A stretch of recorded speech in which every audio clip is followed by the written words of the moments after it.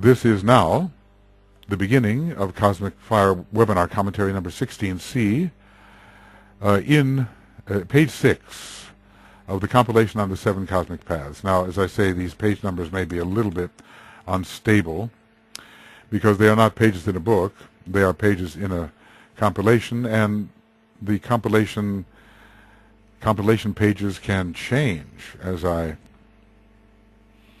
insert, as I tend to do, other information. We're in this compilation on the 7 cosmic paths, and we've looked at what initiation human and solar has to say in the introduction to the paths, and now we look at what Cosmic Fire is saying. Some amazing things, including coming to my mind, maybe for the first time in any impressive way, the idea of great initiates staying with our solar system for many, many kalpas, just as high human initiates stay with our planetary system. And this is interesting, you know, on the path of Earth service, Sanat Kumara taps the initiates. He would have stay with the planetary scheme.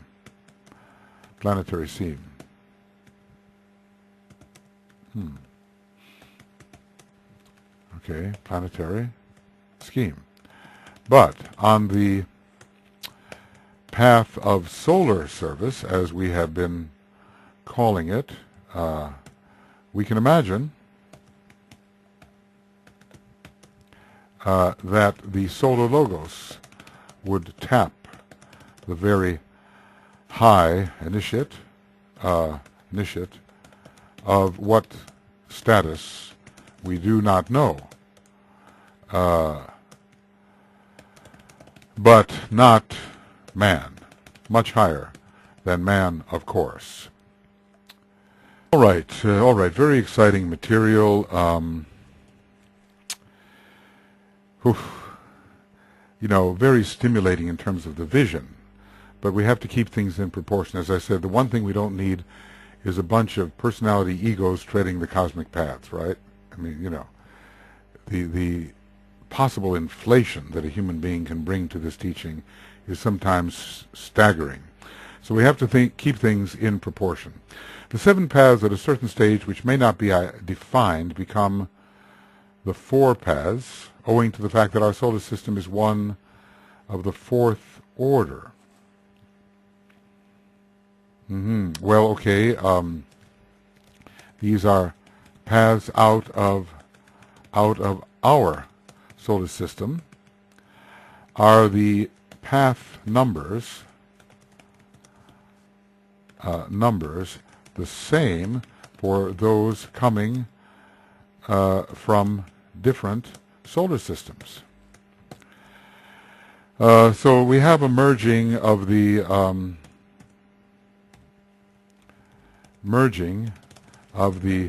7 into the 4, and then further merging, I suppose.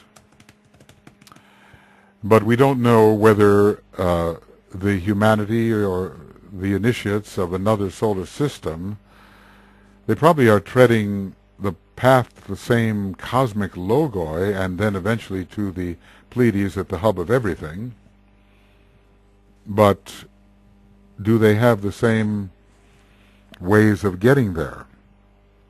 So you said there's something about this 4th order solar system that's telling us something about the way our initiates tread the paths.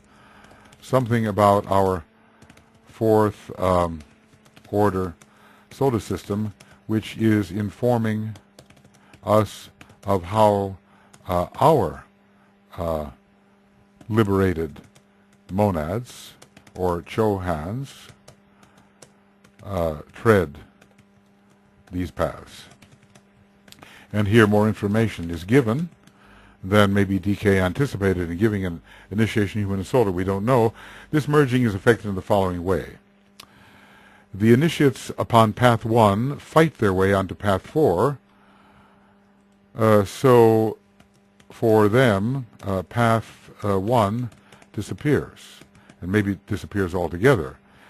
Maybe it disappears at a higher stage of evolution of our planetary scheme. We don't know. The initiates upon path 2 alchemize themselves onto path 7. Okay, so, alchemy shows the relation of the 5th ray to the 7th, and many 5th ray monads tread the second path. The second path. The initiates upon path 3, through piercing the veils, find themselves upon path 5. And this is interesting because I had thought, that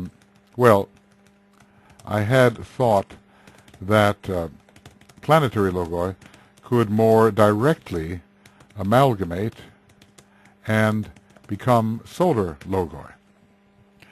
But I think this is likely, i.e., that they can become solar logoi, but that there may be an interim step.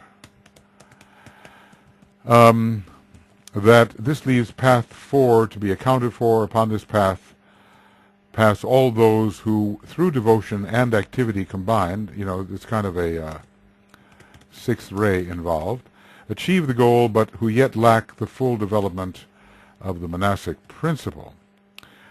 This being the solar system of love, wisdom, or of astral Buddhic development, the 4th path includes the large number of the sons of men, and maybe from all the planets collectively, as he talks not just of Earth, but of the solar system. In the hierarchy of our planet, the lords of compassion are numerically greater than the masters of the wisdom. I guess with DK we have a master of the wisdom, but with Master Jesus or Serapis we have a lord of compassion. This is said later. For instance, DK is a master of the wisdom, and master, even they use the word master, Serapis and Jesus are lords of compassion. The former must therefore all pass to the sun Sirius, there to undergo a tremendous monastic stimulation, inconceivable to us, for Sirius is the emanating source of manas to our solar logos, and thus, to a degree, to our system and its planets, though the Pleiades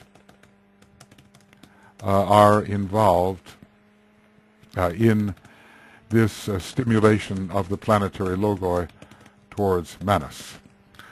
There the mystic must go and become a spark of Mahatic electricity, so we see there is always a great balancing going on, and maybe the masters of the wisdom are balanced more in the direction of love. Maybe the masters of the wisdom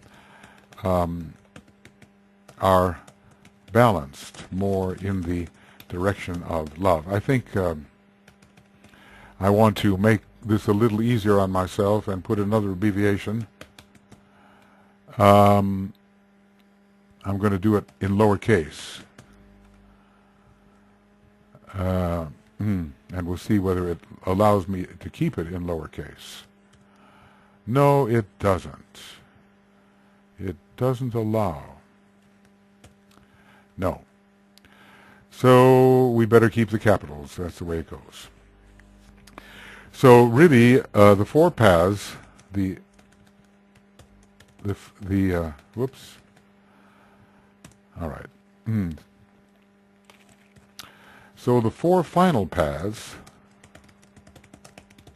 are paths 1, paths 7, 6, 5, and 4, or absolute sonship, Solar logoi, ray path, and path to Sirius. Path to Sirius, okay? PTSR looks good to me. PTSR, and we'll call it the path to Sirius. All right. Path to Sirius.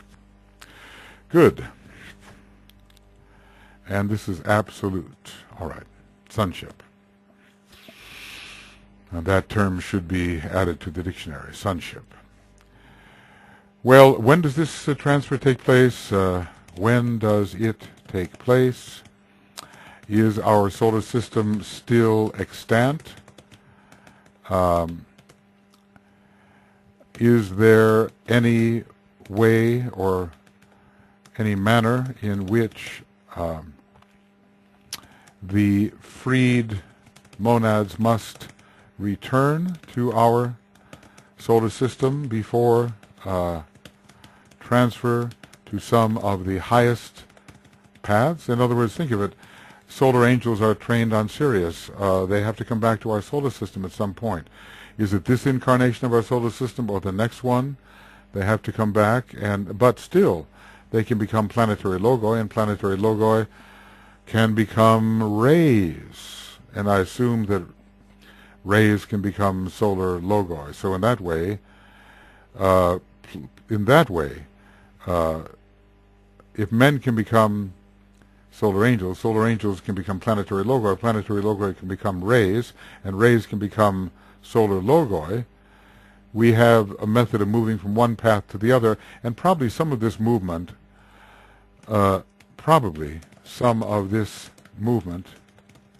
for the particular monad occurs after the solar system has been dissolved, or at least one of its incarnations, the present one. And maybe after all have been dissolved, because we just don't know the time scale here. The seven paths are not concerned with nature or the balancing of the pairs of opposites. This has already been done. They are not concerned with the third aspect of divinity and the second aspect of divinity, as these express through form and soul. They are concerned only with unity, with that which utilizes the pairs of opposites as factors in the production of light. Well, what an amazing statement that is. So, in other words, they are involved, those who tread these paths are already identified with the whole. And we are dealing with the intensification of cosmic light and raising of vibration within the perceived wholeness. Well, that doesn't come close to saying it, but it's what comes to my mind here. So there is no struggle concerning differentiation, although we're told that they fight their way. The path of Earth service fights its way onto, but since those monads on the path of Earth service, quote, fight their way onto the path of the solar logoi, then maybe some kind of conflict between contending forces does exist. Anyway, we're not dealing with the with nature per se and the laws of nature, or with balancing the pairs of opposites. They have been balanced. We're dealing with we are dealing with monadic identifications and deepening identification. And that can be done as one identifies with more and more of the cosmos. One can identify with the one life, but at what level of depth or intensity does one identify with the one life? That's the question for those on these paths. They deal with that unknown quantity which is responsible for the pairs of opposites. That unknown quality is being itself. Therefore, they are primarily concerned with that which lies outside the manifested forms, with the true abstraction or the absolute. To me, with being in cosmos, as far as the absolute, as the infinity of all infinities, I think this is not the issue. But we're dealing with progressive identification with what we might call the absolute as the absolute in cosmos, or as cosmos. So let's see, AB, astral body, that won't do.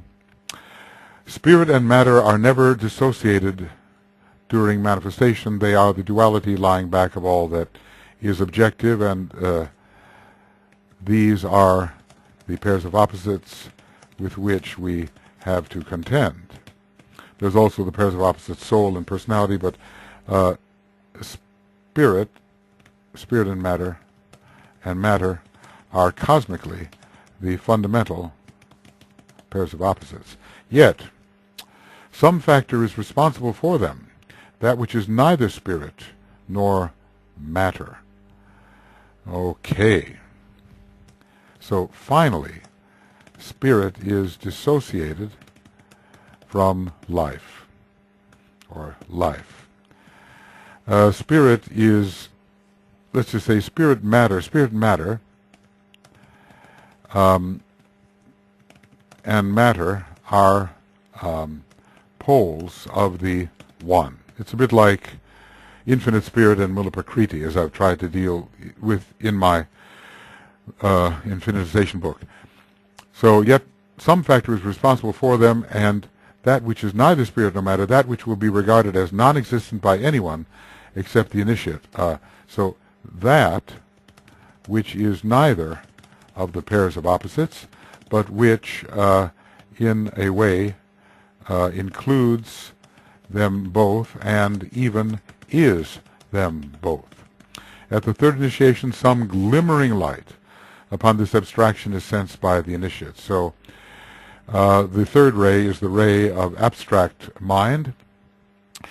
This ray 3 must be used at the third initiation, even though that initiation is ruled by ray 5. Abstracting from form and even from soul is required.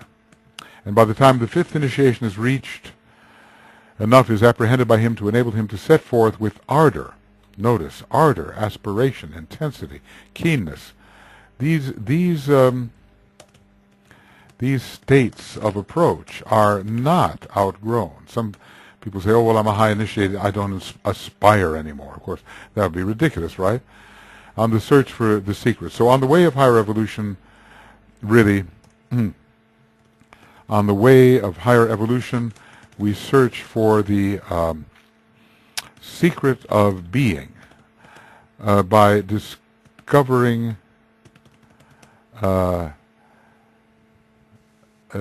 deeper and deeper intensities of being. It's not like, you get enlightened and that's it forever. Sometimes it seems when you study some of the Buddhist work, you go to nirvana and that's it. It's a one enlightenment forever, but a deeper form of occultism, which is esoteric, shows you that just as we cannot conceive that next aspect or that next step ahead, which may be altogether surprising to us, so even for higher initiates, the next level of intensity of being may be altogether surprising. The next level of depth of identification may be altogether surprising. Okay. Well, I think I'll just make a little pause here. I have to go someplace and do something, so pause. And if this somehow discontinues while I am away, then I have just about rounded out 2.5 hours of programming here. So I will pause the machine before going to the 7 paths, confronting a master as these paths are described in the rays and the initiation. We're so fortunate that he kept on adding to his description of the paths, because it makes our sense of the vision of what lies ahead ever clearer. But we have to remember that, we're treading this in groups. We're not just treading this as an individual. The amalgamation of the monads. What can I call it? Amalgamation of the monads. Okay, and I'm going to make that an abbreviation. I may never use it again, but why not? Because it expresses such an important idea, at least in my view. Amalgamation of the monads. In other words, the hint is given by the idea that solar petries in their groups become planetary logoi, or re-become. Complicated. To reconcile the emanative approach with the approach which works its way up from the grassroots, so to speak, as if with no connection to an emanative history. Amalgamation of the monads, though, humans in their groups, well, maybe humans do not become maybe humans in their groups do not become solar angels. Who knows? Who knows? We can, even ask that ridiculous question. Do human monads in their groups become the greater beings we call solar angels? I've kind of, in passing, entertained the thought, but pretty well dismissed it. Do solar angels in their groups become planetary logoi? This we're told eventually. Maybe they don't do that directly, but here's the idea. As we rise through the creative hierarchies,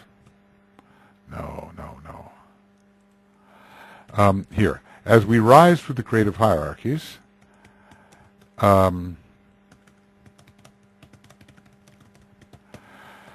are there fewer and fewer members in the higher creative hierarchies due to the, I'll use it once, okay, amalgamation of the monads. So the beads of mercury that I used to like to play with when I broke thermometers in the old days, how it all coalesces. All those little beads become one bead, and then maybe the bigger beads are brought together and they become one bead, and so forth. Just break a thermometer. Maybe they don't have them anymore. I don't know, but get 7 little beads of mercury and then just push them together, and whoop, they're going to become like one thing. And that is my analogy for the amalgamation of the monads. Beads of mercury and the amalgamation of the monads analogy. Right, I'll be back shortly, and we'll continue with this fascinating material. It just is like a breath of relief to be able to deal with it. I've been intending to deal with it for years, but I have a feeling that a certain amount of learning along various lines had to occur before I could deal with it, And then from another perspective, no amount of learning will suffice to deal with some of the things that are actually going to be dealt with. Okay. See you soon. Okay, friends, we are continuing with the rays and initiations. I paused there for a moment. We have finished initiation, human, and solar, and also Treatise of Cosmic Fire on the introduction to the seven paths. So this is what the rays and the initiations has to say. It will be apparent to you now that the Master confronts two crises. The crisis of the will, as it demonstrates in unalterable decision. So the choice appears to be irrevocable. Once chosen, one has to see it through. We understand that the Buddha chose incorrectly. It's been some 2,500 years. DK talks about his most understandable choice because it was out of compassion for humanity. And recently we learned that it has been indicated to him that it is time now to move on, and he has maybe other plans that we don't know. Of course we don't. The crisis of the new step, which will probably cast him adrift upon the shore of some distant sphere, wherein his will must be expressed in love. A sphere is interesting because every life demonstrates essentially as a sphere. So the Master goes towards a distant life. Maybe, however, a planet or a planetary PLTY, planetary school is the first stop, such as Betelgeuse perhaps on the path of the, Jupiter on the path of the planetary Logoi, and under Sagittarius, and eventually Betelgeuse and so forth. Maybe Venus, I don't know, might be some kind of path for the path to Sirius. It all depends how long it stays in a state of manifestation, but then it's possible even to enter a subtle sphere of a planet which is in process of being synthesized, or at least is in process of absorption. These ambiguous words of the old commentary mean that his decision will, with one exception, take him away from all he has hitherto known. Will he have companions? One has to be willing, when becoming universalized, one has to take such risks, I suppose. The question is, traveling companions, anyone? And probably, as we understand it, there is no travel insurance, which can be purchased anywhere on Earth for any effective use elsewhere. The majority of the Masters then enter into realms wherein they are needed, quote, to impart, strengthen, and enlighten that which is already fused, already strong, and already full of light, but which needs that which he brings in order to express the all-encompassing whole. So it seems that these paths of cosmic paths, cosmic planes, SCP, these seven cosmic paths are, in a way, paths of service. We cannot imagine that they are simply paths of selfish acquisition, because there are realms where they can use everything they have been.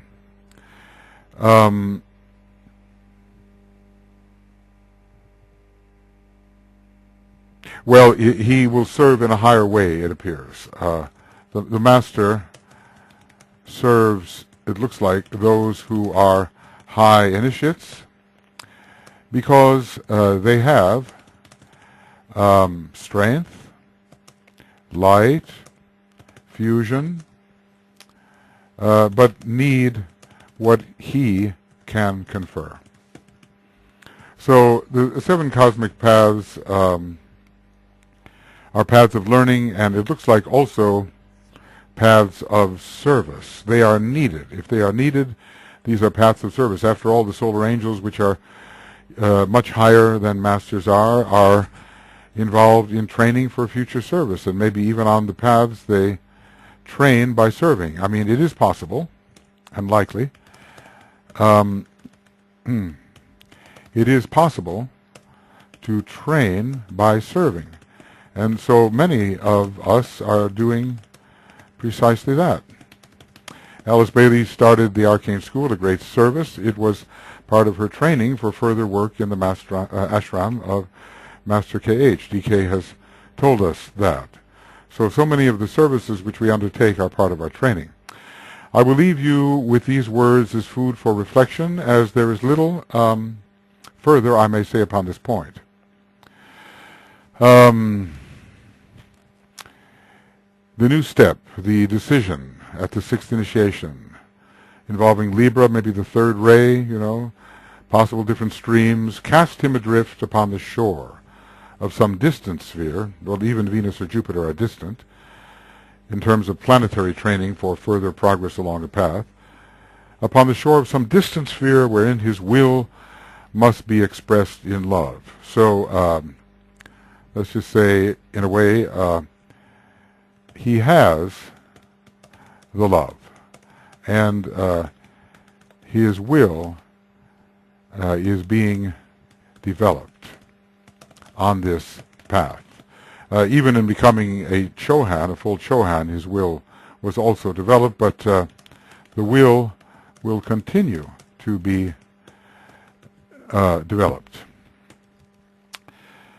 The majority, etc., etc. Okay, I will leave you with these words as food for reflection, as there is little further I may say upon the point. In any case, and for all deciding groups of masters, notice this, because the 6th degree initiates kind of get together and make a decision which may take them to different places, but they decide, I think, more or less in the same context and with the same possibilities, all 7 possibilities looming ahead. In any case, and for all deciding groups of masters, the work of the hierarchy is over, mostly, except for those few who choose path 1. Part of the mistake, but only part, notice, of the mistake which the Buddha made was connected with the subject of decision. Amazing. He loved humanity so much that he felt he could not and did not choose the path which he was in reality ordained to follow. Well, there are monadic rays on the monadic plane. We expect that. But do we expect monadic rays liberated on the logoic plane? What is the very depth of the Buddha's monadic rays? Obviously he has, we're told, 3rd ray monads do this. But in some way is he connected with the 2nd person of the logoic trinity? We all have to be connected either with the 1st, 2nd, or 3rd person of the logoic trinity, I do believe. The 7 monadic rays will not stand as such. They must be reduced to 3 major. So watch the use of the word major when DK discusses the monads. He chose instead the path of earth service, which was not his path at all. So in a way, you could say he tarried, lingered, remained attached. And the great irony here, of course, is that he taught all about detachment. This is, well, on such a high level, who can say much about it? But he remained attached to earth, and in a very high and salvational way. And yet his great teaching is all about detachment. Well, the old saying, we teach what we have to learn, and of course you can't really apply it at that high level, but the analogy is there. This he knows and will in due time pass on to his rightful path. This is written in the 1940s. So what is due time we don't know, but we've been told that Sanat Kumara, well, that the Buddha would remain perhaps for a few more decades. This was back in 1946, a few more decades, doing his yearly pilgrimage or appearance in the Waisak Valley. Has it gone beyond then? So many things have changed because of the atomic possibilities for disaster, I think, that we don't know in what emergency mode the masters find themselves at this time.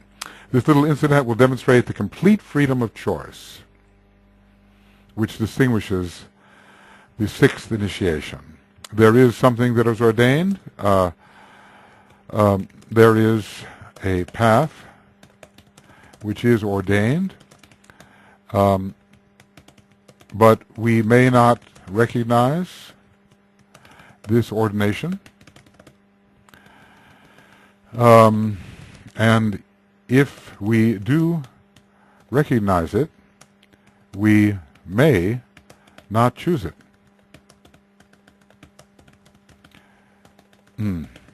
Well, DK says we're not making such a great success of the probationary path or the path of discipleship, so these considerations are far ahead of us. But whatever can strengthen with accuracy the vision of human possibilities, the truthful vision, non-glamorous vision, has got to serve the way we act and react in our present circumstances. The seven paths are, as you know, from your study of initiation, human and soul, are the following, and he just repeats these, so we don't need to take them up again. In that first book, which I wrote for the world, meaning for even those who are not yet on the path, but maybe for those who are aspiring, for those who had some possibility of aspiration, I gave a simple definition of the exoteric significance of these paths, so simple as to convey but little. I wrote then for the general public. I will now endeavor to convey some of the deeper meanings, writing as I do for advanced disciples and for initiates. By advanced disciples, I suppose he means those who have taken the second degree or are taking it, those who are taking the second degree or are taking it, and initiates are those who are taking or have taken the third degree, who, reading between the lines and understanding the symbolism involved, will comprehend according to their point of evolution. I suppose much the DK would say could help the arhats and even masters in relation to what they confront with the paths. I mean, they have to be educated on these points, do they not? And somehow Master DK is extremely learned on these matters that have to do with planetary, systemic, and cosmic energies. As we approach the subject of the seven paths, I would point out that the only basic point which can be presented to you is that of relationship. All these seven paths lead to some objective which is thereby put in touch with our planetary life, and perhaps this is ultimately a Pleiadian. Whoop, that won't do.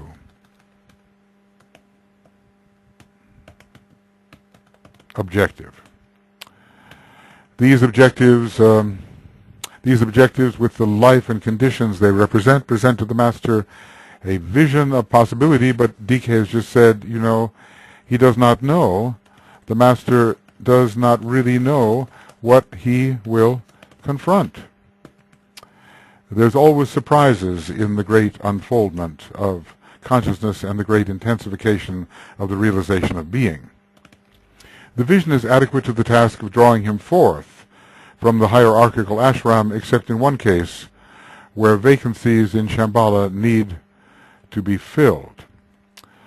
So this might be have more to do with the path of Earth service. The progressive experience of the greater lives who work in the council chamber of Sanat Kumara form no part of our studies. Well, okay. There must be progression for these lives, and this we are told. Many of these supreme workers, as you have read in the Treatise on Cosmic Fire, found their way to our planet from our sister planet, Venus. I suppose here we're talking about the 104, 105, 108 Kumaras. Let's say 104, however we count it, 108 Kumaras. Thereby, in their turn, establishing a relationship with our planet.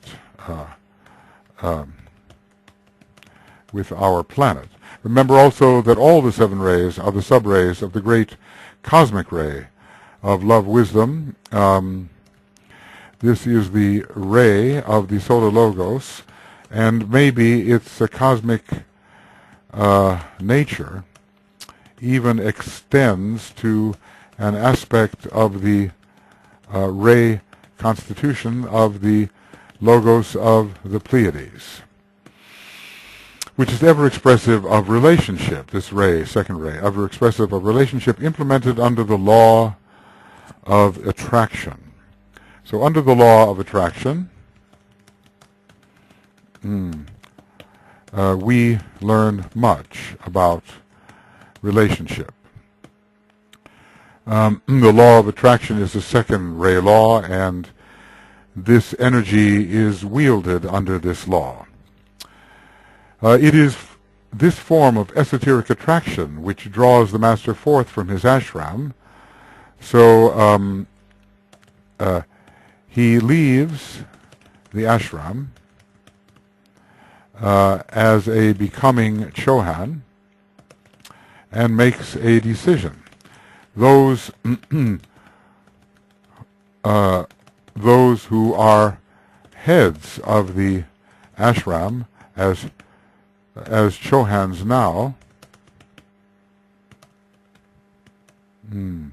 CHOS, we're going to do it that way. CHOS, Chohans.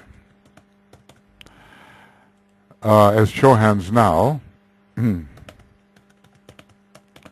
are apparently on the path of Earth service. The Christ is, and all of the Master KH and Master Hilarion and Master Jesus and Master Mori and so forth, all these apparently are Chohans on the path of Earth service and working in connection with Shambhala. The Chohanic heads of the 7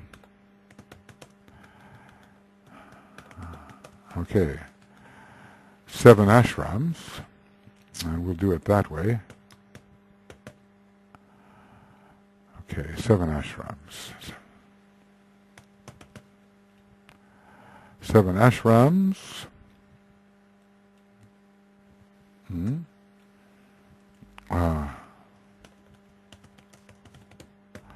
They are working within Shambhala.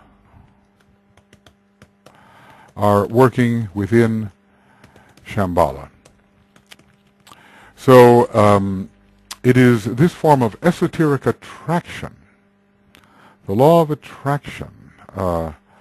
Perhaps it's like attracting like, in a way. Let's look at this. We can say like attracting like conditions his decision and eventually leads to his passing through the door, again a symbol, which opens onto other spheres and planes of activity. Well, the cosmic astral plane and the cosmic mental plane are eventually open to him because all of these paths, with the exception of the path of Earth service, lead either to the cosmic mental plane or the cosmic astral plane, and one to the cosmic Buddhic plane, which is the path of the solar logoi. Hmm. Well, let's see where we are here. Let's continue. Let us now consider very briefly and necessarily inadequately these 7 paths, taking them one by one, and here we go. This is going to be the most demanding work. Maybe it will be equally demanding as the stanzas of Jian which are found in the beginning of the book. Why do we study this material? You know, it can have, this material has no immediate practical application, except that it alters our vision. Well, the old saying, where there is no vision, the people perish. And maybe we can make a corollary, where there is a great vision, the people thrive.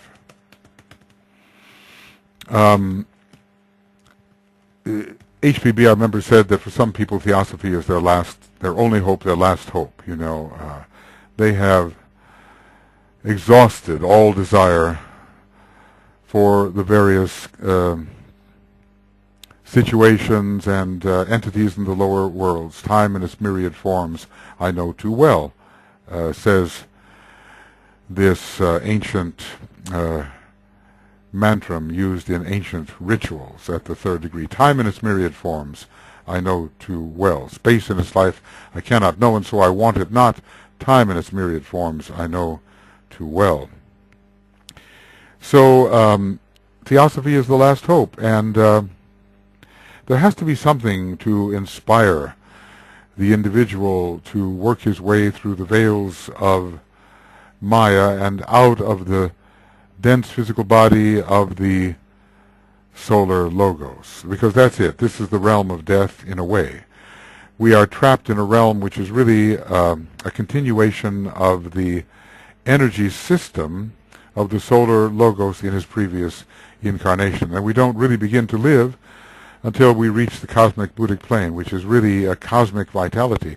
Until then, we're simply living on the energy which is called latent fire, at least as far as the solar and planetary logos are concerned. Even in our causal body, from the solar logos, it is latent fire. So this extraordinary vision, think of how many erroneous visions we have. We have a vision of life after death that will maybe take us either to the lower levels of the cosmic astral plane or to lower levels of the astral plane, systemic astral plane, or to some middling level of the astral plane, or maybe some summer land, you know, and maybe the more informed Eastern student has a vision of Devachan, but, you know, from the popular perspective, the vision is not very elevating. It's pretty much a continuation of our personal life under more favorable circumstances. But for those who are outgrowing the personality, the life of the soul, solar angel, and in the spiritual triad is a great attraction. And for those who are, think of it, outgrowing the spiritual triad because they are already masters of the wisdom or high initiates, and all life moves on, deepening its intensity of appreciation of being and deepening its consciousness and expanding its power, augmenting its power. All life moves on. So for those who are outgrowing the personality of the monad, these paths of the monad are very appealing. And even for us who are in a relatively lowly state, but wanting to inspire humanity with a vision that is not full of glamour, not full of ahamkara, not full of selfhood. I will go here and I will go there, and I will have this satisfaction. I was reading something where this man was saying, well, in paradise, the sexual power of the man in paradise is 100 times greater. I don't know where he got that idea, but if that is the motivating cause to reach the other world, some state of identification in a higher sense is really missing. Only a lower state of identification would be an incentive, such an incentive. So here we have this vision of what our essence actually will do and how it will progress and how we will lose the various veils, the ray and qualitative veils which in a sense encapsulate us now. How will we lose these? How will we dispense with these? How will we burn them up through various destructions? Maybe the destruction of a kind of atmic causal body, the destruction of a temple of Ezekiel. How will we drop the confinements of the monad and liberate the volatile essence into ever more subtle and capacious rings pass not? And the cosmic paths open to us that possibility, that there's always more, and that, we're, to use the old cliche, even for unmusical people, they're stuck playing a harp in heaven, because they've become an angel. I mean, it's so childish, isn't it? So here we have the greatest minds on the planet presenting to us a vision of realistic possibilities. They may seem stranger than fiction to some, but the intellectual credentials of these masters is very solid, and their intuitional credentials are infallible, and this is the vision they present. So if we have any recognition whatsoever, it would be just foolish to reject these possibilities. And so, even for people such as we are, this vision can permeate our consciousness and renew our enthusiasm for all that must be done upon the great path. First, the ray paths, and leading to the ashrams, and leading to the normal initiatory transformations, and then the cosmic paths, which are not really ray paths. They may have some ray associations with them, like the majority of monads and this ray, etc., tread this or that path, but they are not ray paths. They are paths of higher possibility, where the man will be cast adrift on some distant shore where he must serve, he must express his will in love. It's a very beautiful, beautiful idea. So I think if these study of these ray paths can in some way recondition our consciousness, then they are all to the good, and should be attended to. Not that we will ignore the other things closer to home. We still want to have, purification. We still want to have integrated personalities. We still want to have personalities integrated with soul action, personalities which are fused with the soul. We still want to have the antikarana and the link to the spiritual triad and take our place in the divine plan right here and now. We want all that, and we should want it. But the great vision, as long as we don't get glamored by it, is a lasting source of inspiration, and will tell us we simply will get through all our trials and tribulations. So what we have here then is the end of Cosmic Fire Webinar Commentaries 16C, page 13 of the TCF compilations. Well, I knew I did this before, but I forgot how I did it. So TCF, or what's it called? Paths of Higher Evolution. Let's see. I wonder if I have that. POHE. Paths of Higher Evolution. I did. So the Paths of Higher Evolution compilation. And beginning of Cosmic Fire Webinar Commentaries, 17A, page 13. As I say, these pages may be a little bit unstable because of things I may go back and serve and insert. Paths of Higher Evolution, Paths of Higher Evolution compilation. So I'm going to see whether I can insert that. Paths of Higher Evolution compilation. Higher Evolution All right. Well, then that will be, for the moment, the end. I think I'll close this section with the great invocation. I think so. It's useful to do this and helpful to do this every once in a while. I used to do it with every program. It might even be a good thing to do that, but then sometimes I take one program to the next and I keep the train of thought. So, within, okay. So we'll use our note G here.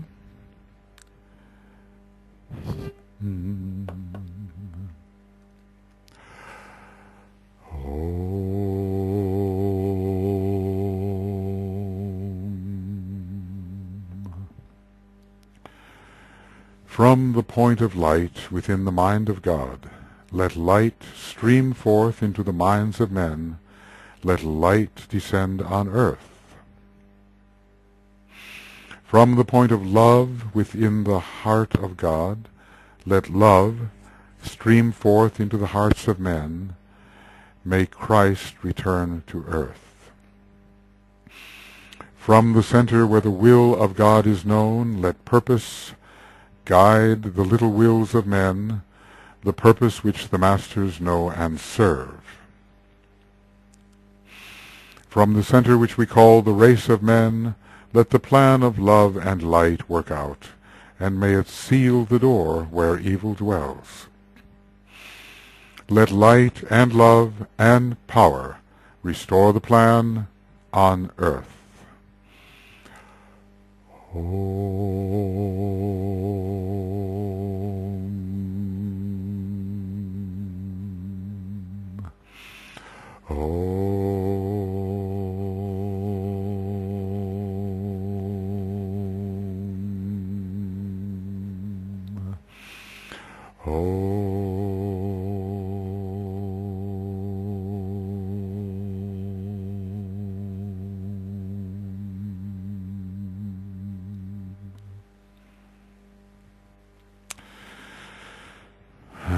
Okay, friends, I don't know how far I've gone and whether this last program is a short one or not, but I think close enough. So we will get started on the first cosmic path and into that terrifying territory we call the archaic stanzas, from which the description of the cosmic paths are taken. You know, you kind of wonder who wrote these archaic stanzas, what level of initiate wrote these.